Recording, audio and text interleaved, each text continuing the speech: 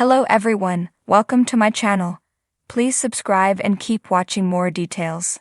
American Pickers Mike Wolfe claims Frank Fritz struggled with secret opioid addiction that led to his firing from show. Frank last appeared on American Pickers in March 2020 and was officially fired from the series in 2021. Mike opened up about Frank's firing in an interview with People, as he also revealed the late star's struggle with addiction. Mike explained how during the pandemic, Frank injured his back while moving items around his Iowa home and underwent surgery. With that time off and him having surgery, it was like the perfect storm. He became addicted to opioids, and that's when everything changed, Mike said. Here's the deal. I don't have the right to tell this story, only he does. But I feel the right to tell the personal story of how myself and so many people struggled to navigate what was going on in his life. Mike said he staged an intervention with Frank's family members to help him during his addiction struggles. I remember running into him like a month later. He said he was just going to handle everything on his own, and I asked him how he was doing. He said, I'm fine. No, I'm really fine. And then like a month later, he was gone. And so watching Frank doing some of the things that he was doing, it was really hard. Mike claimed production asked Frank for negative drug tests, but he was unable to provide them. The network just finally made the decision, Mike said. They're just like, listen, we have to move on. We have to keep going with this. I had mixed emotions about doing that, and we were just trying to figure out what we were going to do. Mike said when Frank was let go, he was forced to fend for himself. I could finish his sentences, he could finish my sentences. I'm a left-handed person, but with him I felt ambidextrous, Mike said. He also said he lost a brother when the two had a falling out, which is why it was so hard to hear him say the things that he said. Mike is referring to Frank's 2021 interview with the U.S. Sun. Frank said at the time, I haven't talked to Mike in 2 years. He knew my back was messed up, but he didn't call me up and ask how I was doing. That's just how it is. The show is tilted towards him 1000%. I can't even bend that far down to show you how much. That's fine. It's like you've got Aerosmith and there's Steven Tyler and he's the front man. I found my spot, I'm second, and he's number one on the show. That's no problem with me, maybe he does have a problem. But Frank insisted he was bigger when it comes to viewers. The fan favorite said, I'm not arrogant and I'm more of a regular old guy. The guy that connects with me is the guy who buys a 30-pack of Busch Light and a pizza on the weekend. That's my guy. My guy buys a $150 sign, not an $8,000 sign. I'm more of the common man guy. I haven't found a $100,000 vase or any Michelangelo stuff. I've never really had a big score like that. But all the small scores are the bread and butter, and that's my deal. Frank then said it would be hard to put the show on after not talking to somebody for 2 years. He even admitted, I think Mike wants to get his brother Robbie in there to replace me. I don't know why he's behaving like that towards me. You couldn't just stick 2 people in a van and get the chemistry you get from me and Mike. We've known each other for about 40 years.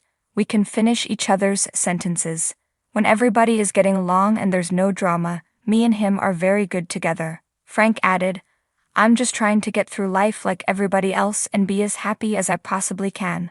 Life is what you put into it. If you don't put much into it, you don't get a lot out of it. Frank also revealed at the time that he had been sober for 11 months. It would have been a year, but I had one slip up. It was maybe for 4 hours, but it was enough, he said. Mike told People that while they did have a falling out, he was still always there for his longtime friend. I stepped away for a little because I was watching what he was doing, but I still fought for him to go to rehab and I still had those conversations. And everybody was like, well, when his back is better, and I'm like, it's not his back. That's one thing, but we need to help heal him, because he needs us right now. I never stepped away from him completely, that would be impossible for me to do, but I watched all of it unfold. I tried to help him as best I could, and we did speak, he said. The two ultimately made up. As Mike said of the reunion, it was beautiful. He was struggling with addiction. I know how judgmental the public can be. And so that's why when we did end up speaking again, it was so easy for me to forgive him because I knew it wasn't him talking. It was his addiction talking. In July 2022, Frank suffered a stroke at his Iowa farmhouse. Frank's close friends filed a guardianship and conservatorship for him soon after, as his decision-making capacity was so impaired. On September 30, 2024, Frank passed away with Mike and loved ones by his side. I got the call that he wasn't doing well. I just feel blessed that I was able to get there. I was there for about an hour before he passed, and I was holding his hand and rubbing his chest when he took his last breath. I took my fingers and I closed his eyes, Mike said. I just told him that I wasn't mad at him, and that I loved him, and that I cared about him so much. And then when I could see that he was struggling, I just said, just go find your mom. Go find her right now, just go find her. Mike said of his friend, he was an extremely hard worker. He was like no one I'd ever met in my whole life. He was a beautiful, beautiful person that, to be honest with you, who knows what our lives would have been like if there was never a show. I just want people to know who he was. Frank appeared on American Pickers from 2010 to 2020. He is remembered by fans as the bearded charmer who loved to pick vintage signs and small antiques. The show now stars Mike, his brother Robbie Wolfe, Danielle Colby, and John Jersey John Chalet. The sun was high and blaring over the gravel-strewn driveway of an old barn in Iowa, and Mike Wolfe was wiping sweat from his brow. This barn pick had a distinct feel to it. Rows of rusted treasures and forgotten relics lay sprawled out, each hiding years of history in layers of dust and dirt. But this time, something else lay heavy on his mind. Frank.